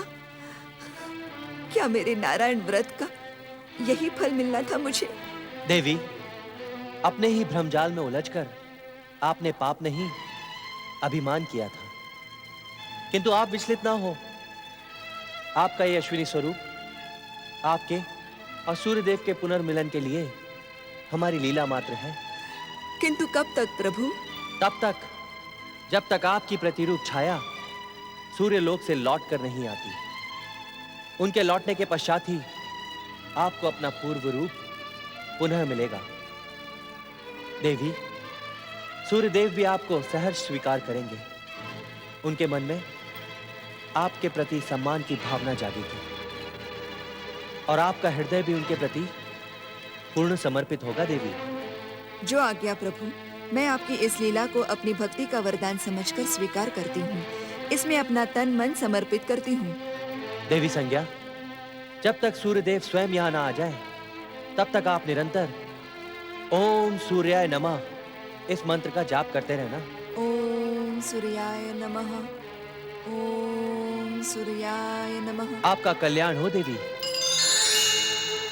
ओम सूर्याय नमः। सुंदर, अति सुंदर वातावरण। शीतल, अति शीतल, अति सुंदर वातावरण। तपस्या पूर्ण करके लौट आई संज्ञा। स्वामी, आप मुझे छाया कह के पुकारे स्वामी। वास्तव में मैं संज्ञा की छाया हूँ। किंतु श्याम वर्ण के अतिरिक्त हमें तो तनिक भी अंतर दिखाई नहीं पड़ता। संज्ञा हो अथवा छाया, क्या अंतर है? अंतर है स्वामी। अब मेरे हृदय में जगदीश्वर भगवान विष्णु की कृपा से आपके प्रति प्रेम, समर्पण और भक्ति के अतिरिक्त और कुछ भी नहीं है। बीती स्मृति और कड़वाहट को भुलाने के लिए आप मुझे नए नाम से पुकारे। छाया, छाया, छाया।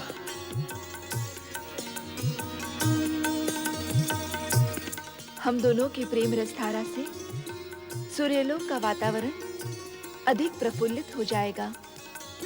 हमारे प्रेम से जीवन के नवीन सत्य की कल्पना साकार हो उठेगी।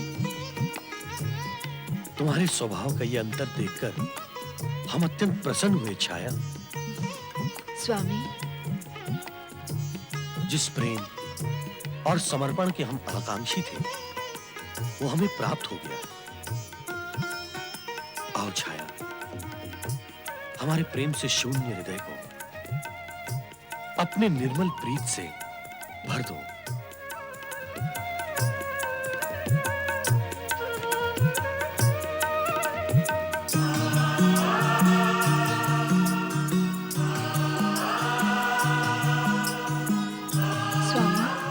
छाया,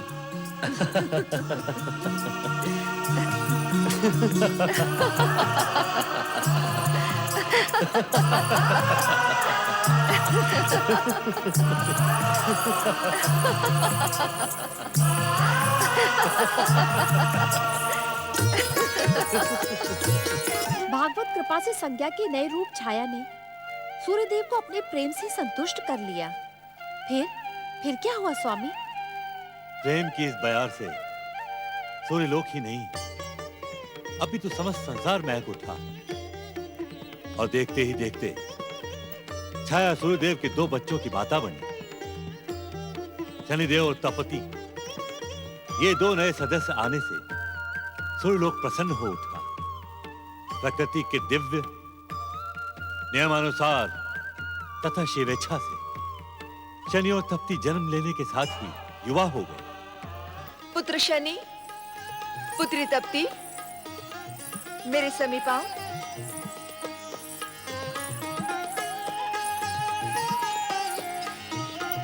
प्रणाम माते। पुत्र शनि, कहाँ भ्रमण करते रहते हो? कभी भी अपने माता के समीप नहीं आते। माते, मैं आकाश में एक और खड़ा अपने पूज्य पिताश्री के निरंतर भ्रमण करते रथ को देखता रहता हूँ। वे समस्त ग्रहों को बल और तेज प्रदान करते हैं माते। हाँ पुत्र, तुम्हारे पिता संसार के सन्मुख अपनी कर्तव्य निष्ठा का आदर्श है। संसार की भांति तुम्हें भी अपनी कर्तव्य निष्ठा की शिक्षा उनसे प्राप्त करना आवश्यक है। नहीं माते, मैं क्षमा के साथ कहने का इच्छुक हूँ कि मेरे पूज्य पिताश्री मेरी घोर उपेक्षा करते हैं। अर्थात कि जब मेरे शनि लोक को तेज प्रदान करने की बारी आती है तब पिताश्री उपेक्षा से अपना मुंह घुमा लेते हैं। इसी कारण माते शनि लोक में अंधकार है। माते, मेरे पिता का मेरे प्रति ऐसा व्यवहार क्यों माते? भ्राताश्री सत्य कह रहे हैं माते। क्या ये पिताश्री का शनि लोक के प्रति अन्याय नहीं है? मुझे स्वामी की तुम्हारे प्रति उपेक्षा का आभास है पुत्र, किंतु कारण समझ में नहीं आता। वे मेरे पुत्र के प्रति उपेक्षा का व्यवहार क्यों करते हैं? मेरे साथ भी ऐसा ही है माते। पिताश्री ने मुझे भी कभी पिता का प्रेम प्रदान नहीं किया। मेरे भी समझ में नहीं आता कि गृहपति के स्थान पर प्रतिष्ठित रहते हुए भी पिताश्री सबके प्रति समान व्यवहार क्यों नहीं करते? कदाचित वे मेरी शक्ति से भयभीत रहते हैं। शनि! इसका कारण तुम्हारा स्वभाव है। तुम अपने तेजस्वी पिता को भयभीत बताने का दुस्साहस करते हो। किसी के प्रति तुम्हारे मन में पूज्य भाव नहीं है। क्या देवराज इंद्र, देवगुरु बृहस्पति को तुम सम्मान की दृष्टि से देखते हो? अपने समान ग्रहों के साथ भी तुम्हारा व्यवहार मैत्रीपूर्ण नहीं है। तुम अपने आप को हर एक से श्रेष्ठ, पराक्रमी और शक्तिशाली समझते हो। सत्य को सुनकर उत्तेजित ना हो शनि। तुम जन्म से ही अहंकारी और साथ साथ उद्दंड भी हो। मेरे बार बार समझाने पर भी तुम विनम्र होने को प्रस्तुत नहीं। ऐसी स्थिति में तुम हमसे प्रेम पूर्ण व्यवहार की आशा कर भी कैसे सकते हो? किसी से कुछ प्राप्त करने के लिए झुकना पड़ता है। झुकना मेरा स्वभाव नहीं है पिताश्री। तो ऐसे उद्दंडों को शक्ति और तेज प्रदान करना मेरा कर्तव्य नहीं है।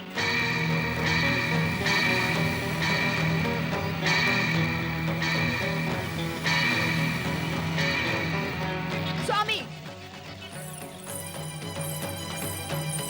स्वामी, शनिदेव को इस प्रकार प्रताड़ित करना अनुचित है। उचित और अनुचित का भेद मुझे भली भांति ज्ञात है। मुझे शिक्षा देने का दुस्साहस न करो। पिताश्री,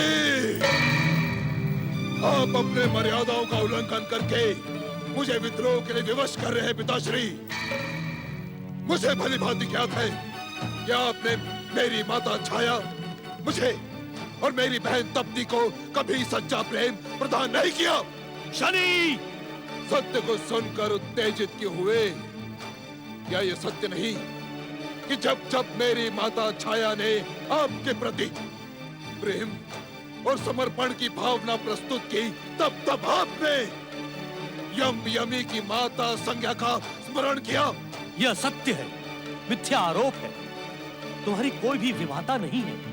यही संज्ञा है, यही छाया है। शनि,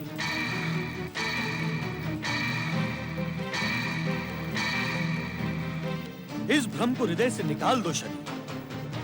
यह भ्रम तुम्हारे पतन का कारण बन सकता है। आप सत्य को छिपा रहे हैं पिताश्री। यह कितनी लज्जा की बात है कि समस्त संसार को सत्य से प्रकाशित करने वाले सूर्यदेव स्वयं असत्य के अंधकार में डूबे हुए हैं। अपने पिता का अपमान करने वाले दुष्ट, लज्जित तेरा होना आवश्यक है। तू सूर्यलोक में रहने के योग्य नहीं है। हम तेरा मुख भी देखने के इच्छुक नहीं है। शीघ्र ओझल हो जा हमारी दृष्टि से। आप ये क्या कह रहे हैं स्वामी? पिता की संपत्ति पर पुत्र का अधिकार होता है।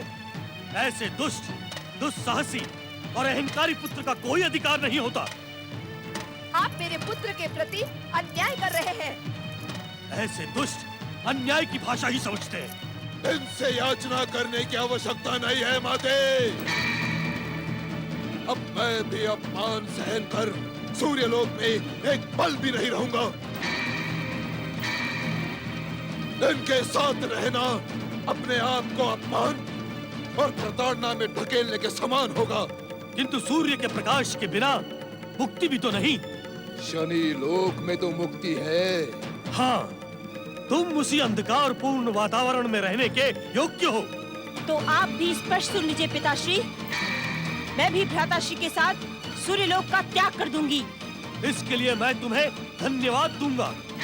तुम्हारे हृदय की क्रूरता भी शनि के समान ही है।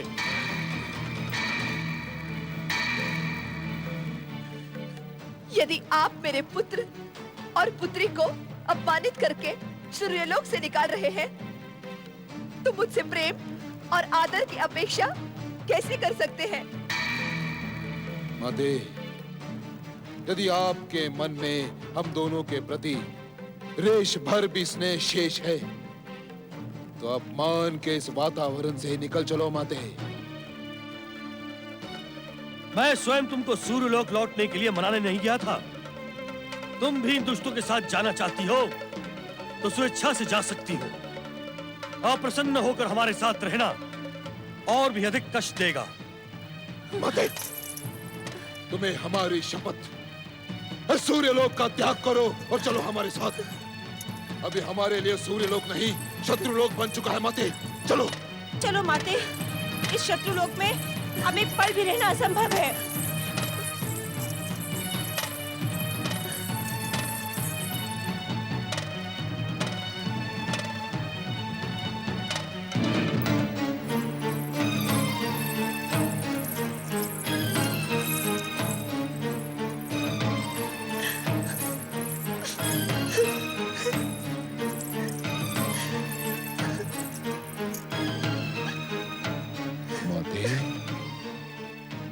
आनंद के परम पावन अवसर पर अश्रु मत बहाओ। परतंत्रता के बंधन को काटकर स्वतंत्र वातावरण में श्वास ले रहे हैं। आज तो हम शत्रु के बंधन से मुक्त हुए हैं माते। शनि, तुम्हारे पिता तुम्हारे शत्रु नहीं है। उन्होंने तुम्हें जीवन दिया है, जीवन जीने की स्वतंत्रता प्रदान की है। उन्हें अपमानित ना कर पुत्र।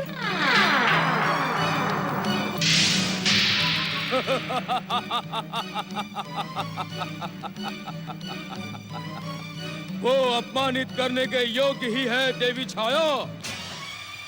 उस अहंकारी सूर्य के साथ किसी की भी नहीं बनती, सभी के साथ अनबन रहती है, जैसे शनिदेव के साथ हुई है। राहु, तुम यहाँ इस समय? उचित अवसर पर उचित बात कहने के लिए ही मैं संसार में विख्यात हूँ।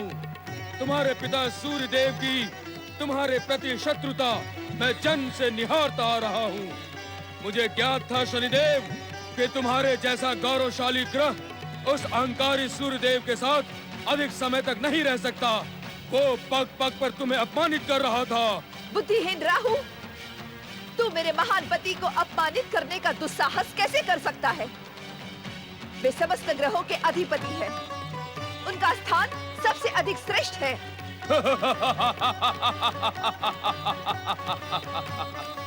तुम्हारे उस श्रेष्ठ पति को ग्रस कर मैं उसके तेज को खंडित कर देता हूँ। श्रेष्ठ वो है या मैं? सत्य कहें शनिदेव, क्या तुम भी अपनी माता का समर्थन करते हो? कदापि नहीं राहु। मुझे भली भांति ज्ञात है कि मेरे पिता के कुटिलतापूर्ण संकेत के कारण ही समुद्र मंथन में निकले अमृत को पीते समय विष्णु ने अपने चक्र सुदर्शन से तुम्हारे मस्तक को काट डाला था। अपने पिता के कुटिल कुकृत्यों पर मुझे तुमसे सहानुभूति है राहु।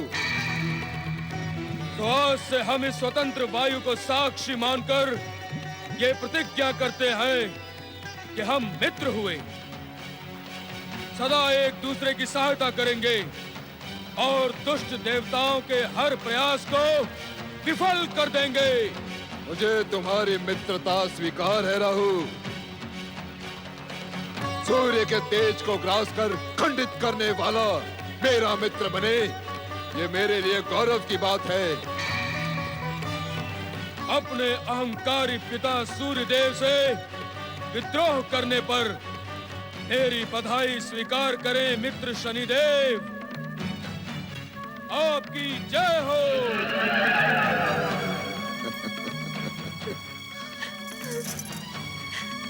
दुखी मत हो मां।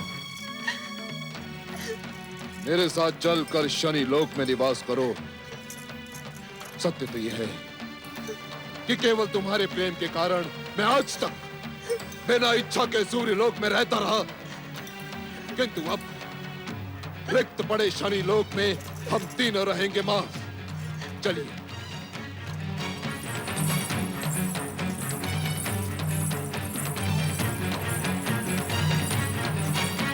स्वामी, स्थितियां तो एक बार फिर पहले जैसी ही हो गई। हाँ देवी, इतिहास एक बार नहीं बार बार अपने आप को दोहराता है और इतिहास ने एक बार फिर अपने आप को दोहराकर छाया के सामने वही स्थितियां खड़ी कर दी हैं जो कभी देवी संज्ञा के सामने आई थी। परंतु देवी संज्ञा की कठोर भागवत भक्ति का ये परिणाम, ये तो एक नारी के साथ अन्याय है स्वामी। वर्तमान के घटनाक्रमों को देखते हुए तुम्हारा नारीमानी से अन्याय अवश्य कह सकता है, परंतु जब तुम प्रारंभ से अंत तक इस कथा को सुनोगी तो तुम्हें लेश मात्र भी इसमें अन्याय का आभास नहीं होगा। ये घटनाएं अपनी गति और शिवेच्छा के साथ एक ऐसे पड़ाव की ओर बढ़ रही हैं जहां इन घटनाओं में जन्मी दुर्घटनाओं का अंत स्वयं ही हो जाएगा और प्रेम का शाश्वत फूल खिलेगा। तब तो आप शीघ्र ही मुझे ये कथा अंत तक सुनाएं कि शनिदेव के साथ तपती और छाया शनि लोक पहुंची, तब क्या हुआ? नीली आभा से युक्त शनिलोक का वातावरण विचित्र ध्वनियों आर्तनाद स्वरों और कराहती हुई पुकारों से भरा हुआ था।